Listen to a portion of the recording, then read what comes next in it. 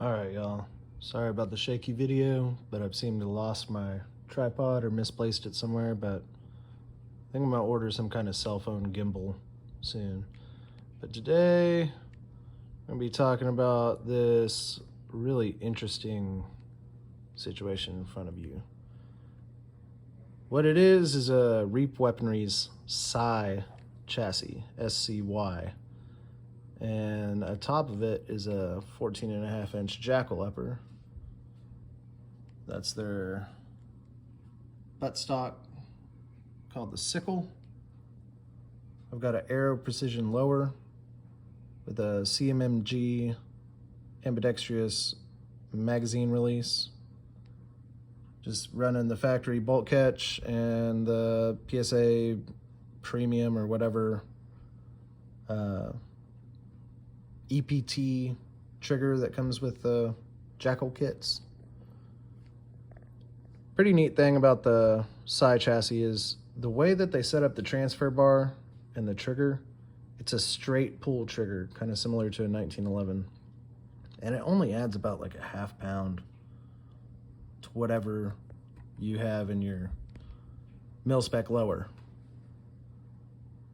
Pretty much everything else other than that swaps directly over, which is why I was really interested in these kits, is because parts for the Steyr AUG or AUG, however you want to call it, the Tavor, other bullpups, a lot of those parts are kind of hard to get a hold of, or you got to ship them from outside of the country. In Houston, Texas. So a lot of things I'm able to just get through like Primary Arms or through my work. I work at Texas Underground Armory. I'm a gunsmith there. And by no means do you need to be a gunsmith to install this chassis. I mean, it's pretty simple. You're just taking out all these screws, separating the two pieces, putting your lower in there, and then after that, you're running your factory lower pins, and you've just got two extras right here. So I mean, takedown takes twice as long because there's 4 pins instead of 2. But I mean, outside of that, it's a really sweet setup. I'm gonna cut in some video of me shooting it here in a minute, and I'll cut in some video of me shooting my Wasser just to kind of compare two semi-unfamiliar platforms to most people. Everybody just runs the AR. I mean, to me, AR-15s are really nice, but man, I am an AK guy and an obscure gun guy at heart. I just like interesting, different platforms. I love my ARs, but they're just a little boring. And a lot of my AK love I can blame on Cody at Weapon Genetics and Clayco 47. Those two dudes, man, their content on AKs is absolutely gorgeous. Everything that they're doing is pretty awesome. But here's some clips of me shooting it just to kind of give y'all an idea of how the bullpup is just a little bit different than other stuff, being that magazine's behind your grip. It's a little funky. It's going to take some training to get really fast at it. But we'll go over the mods after the clip.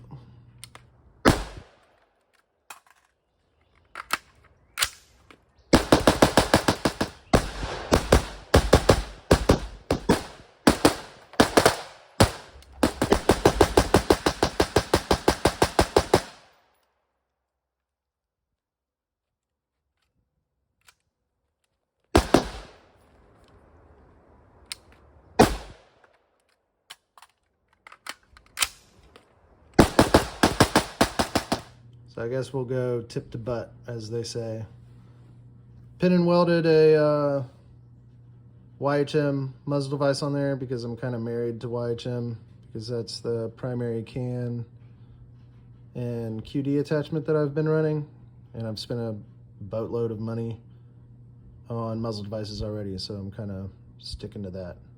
I don't mind it. I mean, maybe eventually I'll make a transition, but for now, it works good. Resonator K, and then I should be getting a Creative Arms 9mm bore rifle can, which if I decide to ever roll over to 8.6 blackout will be really nice. But the 9mm bore I primarily wanted just to be able to handle my AKs a little bit better and no risk of, or less risk of, baffle strikes.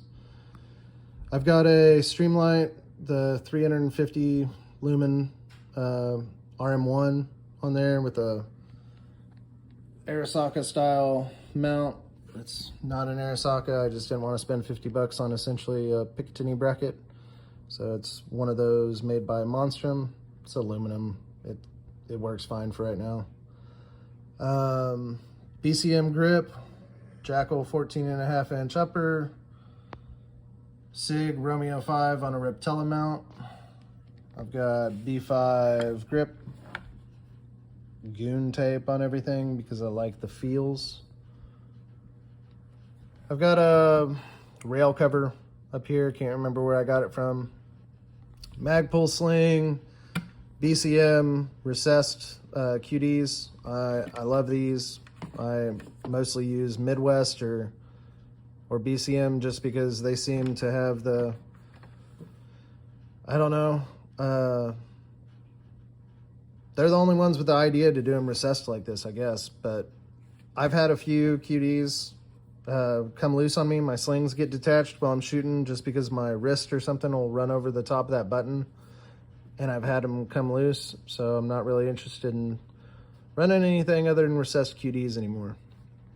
Like I said earlier, CMMG ambidextrous magazine release. Reap Weaponries also sells a little safety plug back here.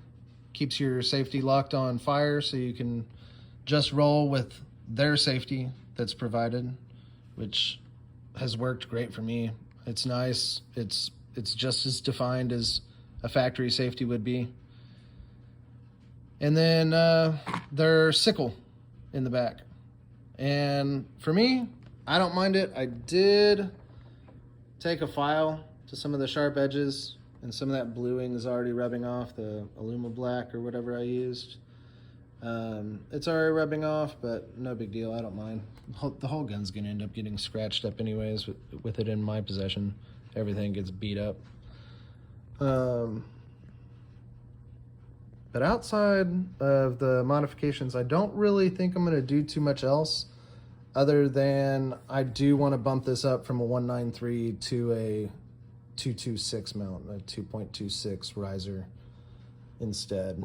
It's just a little cramped, and I have, I guess, a long head and a long neck, because I really, once they started coming out with the 193s and the 2.26s, man, it really just made everything a lot more comfortable for me.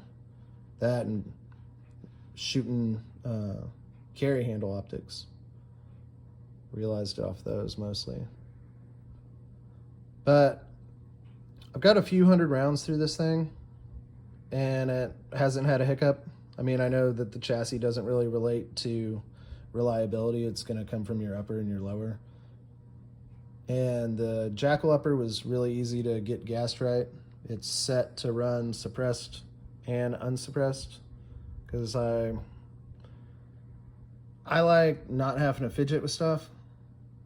So most of my builds you won't actually see adjustable gas blocks on. I just play with buffer weights and play with recoil spring rates or buffer spring weights.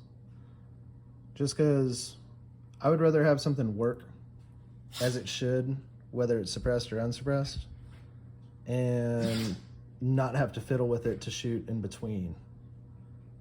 So I usually get my gas set right above like where it's going to be reliable and still function even if it gets dirty, wet, whatever. So like with my AKs and the K&S pistons that I have in the Wasser, I took it a few clicks past where I would cycle the rounds, just so that way I mean, the sacrifice is I'm not getting the absolute softest shooting rifle that I could, but I'm going to get the softest shooting reliable rifle. And reliability and consistency is the most important thing to me whenever I'm building a firearm or assembling one.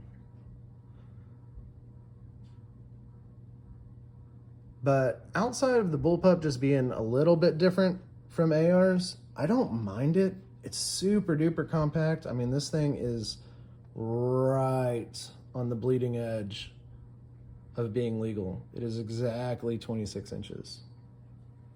I mean, it's crazy short. I get essentially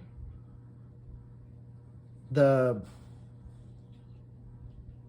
most energy out of the 5.56 in the most compact package, having the 14.5. And this thing, I mean, it's as short as my 8-inch 300 blackout with a can on it, like this having a can on it. Is unbelievable. Really, really cool situation here.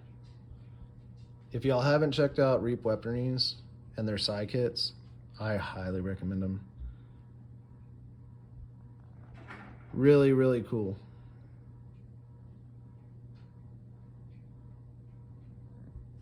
All right, well, y'all have fun and keep up the practice.